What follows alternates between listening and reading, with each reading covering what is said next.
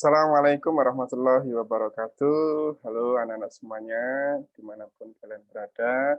Saya doakan mudah-mudahan kalian sehat walafiat dan semoga kalian selalu berada dalam keridhaan Allah Subhanahu wa taala. Nah, anak semuanya, kelas 9 di SMP Negeri 24 Surakarta.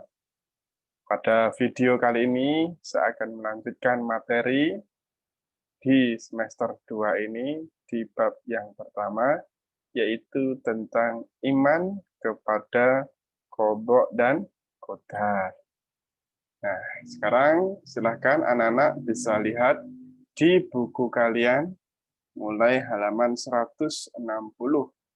Ya, cuman kalau di sini nanti beda karena saya memakai file buku yang berbeda. Baik, langsung saja kita akan bahas, yaitu yang pertama, apa sih qadha itu? Qadha memiliki beberapa pengertian, yaitu qadha adalah hukum, keputusan, ketetapan, kehendak. Sedangkan qadar secara bahasa artinya kepastian, ukuran, kekuasaan, perwujudan, atau kehendak. Secara istilah, yang dimaksud qadha adalah ketetapan Allah terhadap segala sesuatu sejak zaman azali. Apa itu zaman azali? Zaman ketika segala sesuatu belum diciptakan. Sedangkan qadar adalah perwujudan kehendak Allah terhadap semua makhluknya dalam ukuran dan bentuk-bentuk tertentu sesuai dengan irodahnya. Jadi, qadha itu ketetapan Allah sejak zaman dahulu. Ya, sejak zaman belum diciptakan manusia dan mungkin bumi dan seisinya. Sedangkan qadar itu adalah realisasinya. Bisa dikatakan dengan bahasa lain, qadha itu adalah rencananya, qadar itu adalah pelaksanaannya.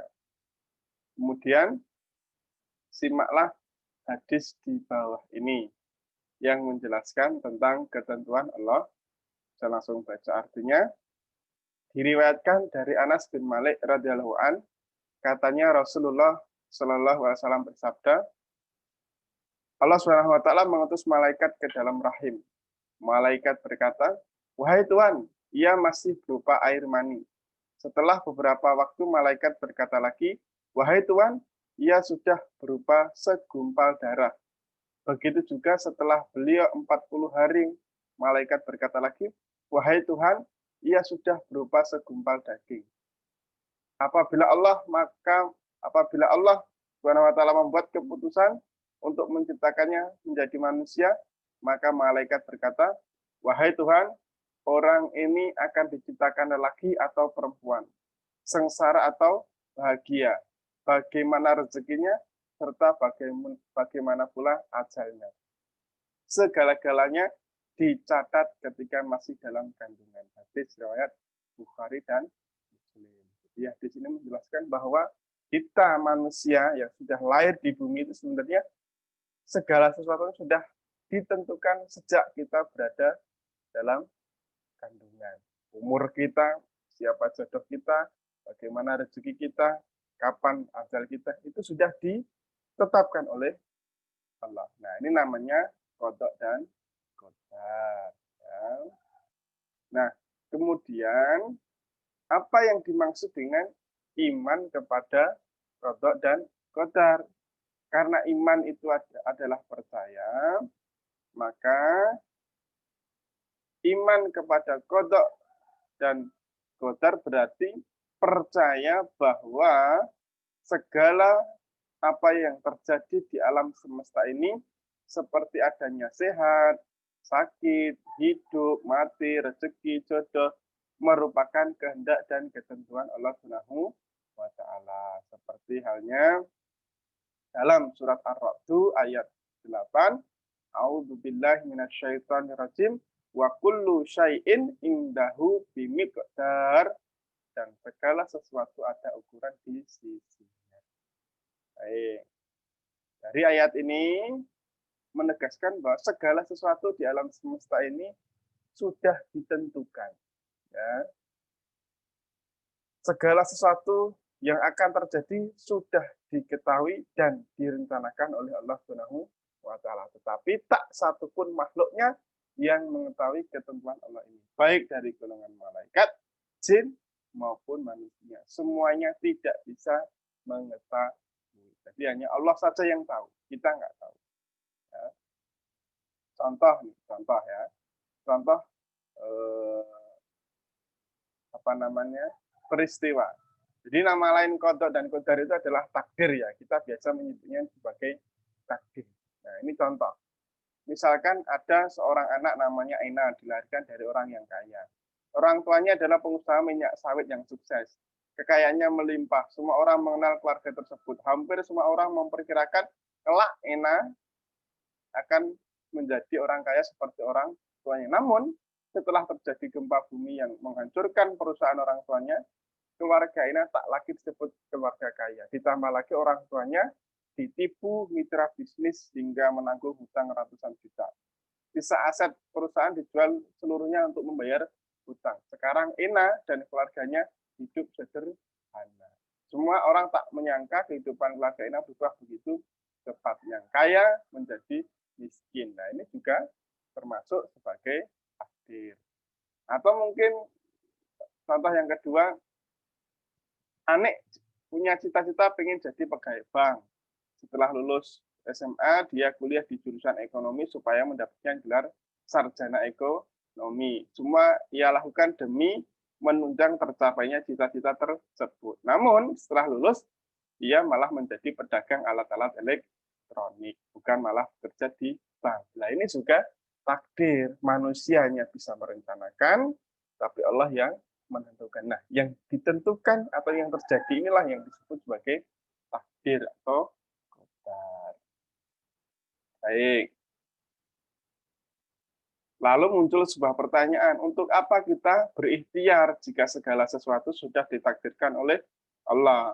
Begini, ketahuilah bahwa meskipun takdir manusia telah ditentukan oleh Allah, namun tak satupun yang bisa mengetahuinya sebelum hal itu terjadi. Hal inilah yang menjadikan manusia tetap wajib berusaha untuk meraih yang terbaik kehidupannya dengan cara ikhtiar sekuat tenaga serta mengiringinya dengan berdoa.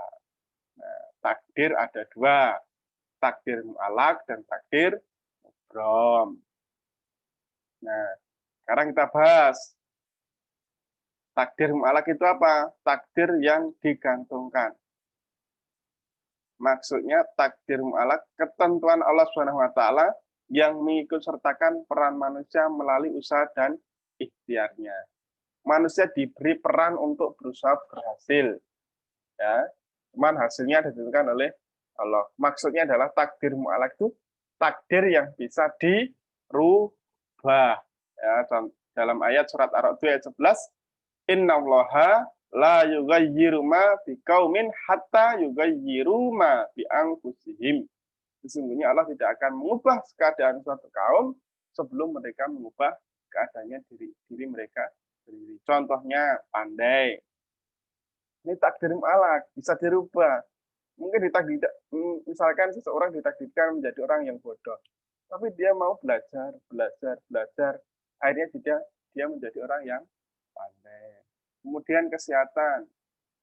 Kalau pengen sehat terus, ya dijaga. Olahraga, menjaga kebersihan, makan yang bergizi, menjaga pola makan. Nah, ini sebagai bentuk usaha bahwa agar kesehatan kita selalu terjaga. Kemakmuran atau kekayaan ini juga bisa dirubah dengan cara apa? Giat bekerja, kreatif, pantang menyerah, rajin menabung, dan ini contoh takdir mu'alaq. Nah, sekarang takdir mubrom, kebalikannya, sesuatu yang tidak dapat dielakkan atau sudah pasti atau tidak bisa dirubah. Jadi takdir mubrom ini adalah ketentuan mutlak dari Allah Subhanahu wa taala yang pasti berlaku dari Allah Subhanahu wa taala. Contohnya adalah jenis kelamin manusia. Lahir ceprot laki-laki, ya udah, kita nggak bisa merubahnya. Lahir ceprot perempuan, ya kita nggak bisa merubahnya. Panjang pendek usia, ajal. Ya, kita mau mati di umur berapa kita juga nggak tahu. Ya, ini adalah contoh takdir mubrom, termasuk kiamat. Ya, itu juga takdir. Kemudian dalilnya adalah surat Al-A'raf ayat 34. Walikulli ummatin ajal, fa idza jaa ajaluhum la yastakhiruna sa'atan wa la yastaqdimun. Dan setiap umat mempunyai ajal atau batas waktu. Apabila ajalnya tiba, mereka tidak dapat meminta penundaan atau percepatan sesaat pun. Jadi, misalkan sudah saatnya meninggal, ya sudah nggak bisa mundur meskipun hanya 1 menit. Dasarnya manfaat beriman kepada qada dan qadar.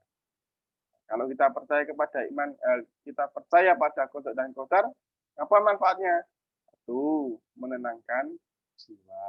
Hati kita semakin tenang karena kita bisa menerima dengan ikhlas apa yang sudah ditentukan oleh Allah. Senantiasa bersikap sabar dan syukur. Ya. Kemudian menumbuhkan sifat optimis. Yang keempat, menjauhkan diri dari sifat sombong. Makanya anak-anak semuanya, mari ya kita semakin percaya bahwa semuanya itu sudah ditakdirkan oleh Allah Subhanahu wa Ta'ala. Jangan sampai kita pesimis, selalu optimis. Kita selalu berusaha. Meskipun kita dalam masa-masa pandemi dan harus belajar dari rumah, ya tetap semangat. Ya, mungkin itu yang bisa saya sampaikan.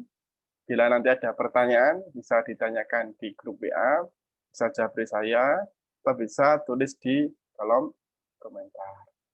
Sebelum saya tutup, ingat pesan Ibu, selalu pakai masker, selalu jaga jarak, dan selalu mencuci tangan dengan air atau hand sanitizer. Semoga semuanya sehat selalu.